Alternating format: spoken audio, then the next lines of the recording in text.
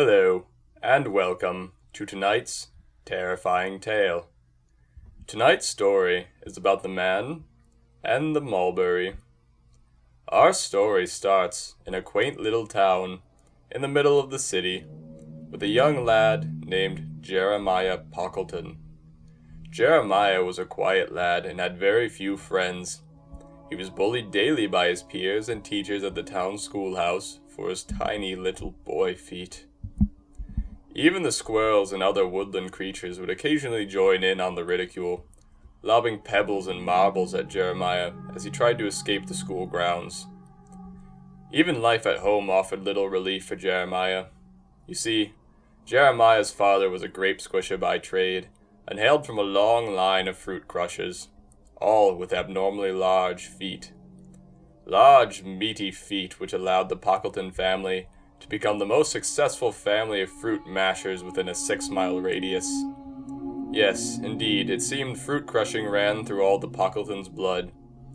That is, all except for young Jeremiah. Jeremiah had rather small feet, and an even smaller desire to while away his days, smashing various fruits with his fellow family members. Needless to say, this stance was completely unacceptable to the rest of Jeremiah's family, who took great pride in their fruit-crushing prowess.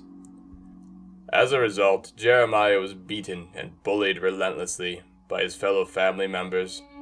His mother would pin him down and crush whole cloves of garlic into his eyes, and every day new welts would appear on his supple young boy skin, caused by the pounding of his father's big meaty feet and hatred of Jeremiah's lack of ambition. At the age of 17, Jeremiah could stand it no longer and left the family unit in shame. He tried looking for work, but was turned down on account of his stupid, small little feet. He was forced to wander the streets, homeless and alone. The days began to blur for Jeremiah. Every day it was the same. Wake up, scavenge for food, find a safe place to sleep, rinse and repeat. Years went by and he barely noticed until one day he happened to glance down at his feet. They were no longer the feet of a little boy.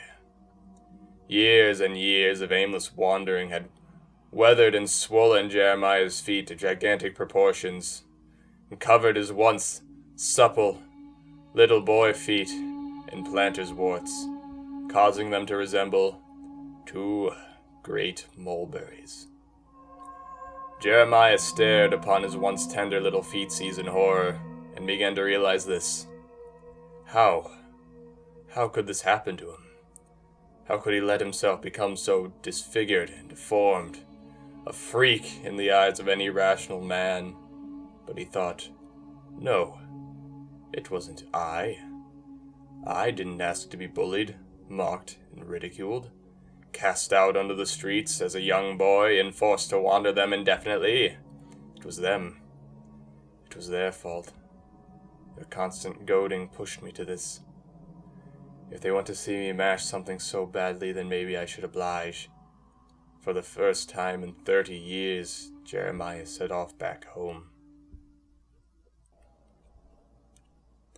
Back at the Pockleton household, things were beginning to settle down after a long day of fruit mashing.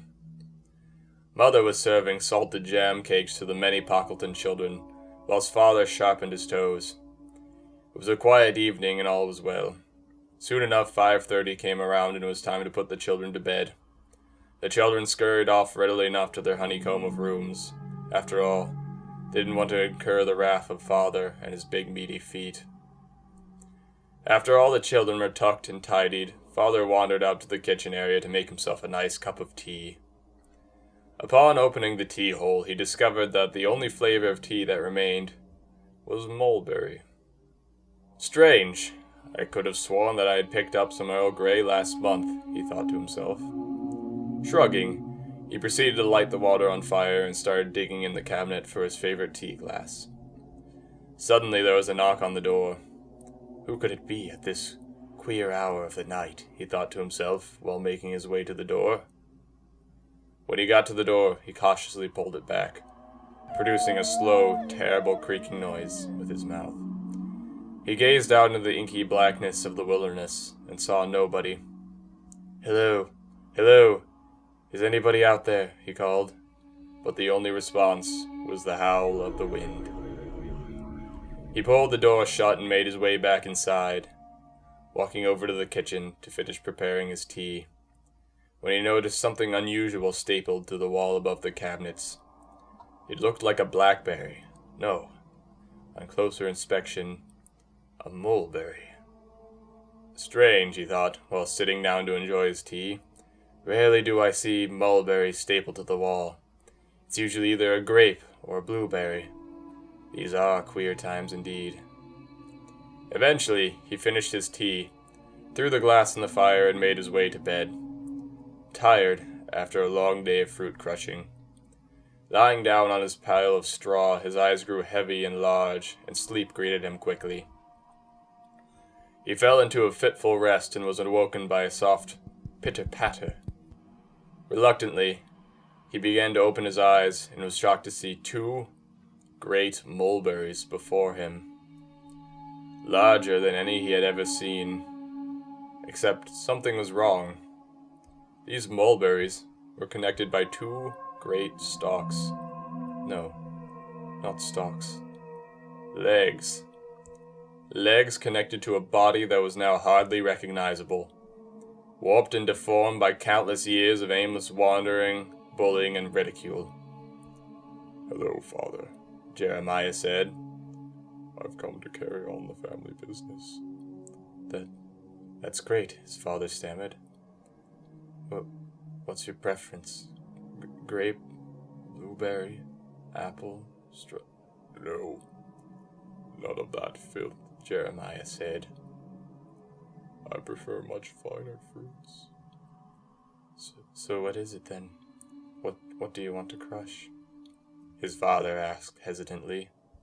"Meat, Father, meat," Jeremiah replied, and lifted his big, meaty foot above his father's head, swollen with all the bullying and ridicule he had endured over the years, and brought it down with a thunderous cracking sound. Like a watermelon being thrown at a screen door, his father's head split and started to ooze fluid. Jeremiah raised his foot again, and his father let out a piercing shriek. Jeremiah felt no remorse and brought his foot down again, then again, and again, and again, and again, until his father's shrieks faded, and then ceased, and all that remained of his father was a mangled pile of jelly, akin to the ones that the Pockleton family produced. Nobody saw or heard from Jeremiah after that day. Some say he jumped in front of a train. Some say he wandered out into the desert, never to return. And some say he still lurks the forest and alleys, waiting for a chance to mash the finest fruits of them all once again.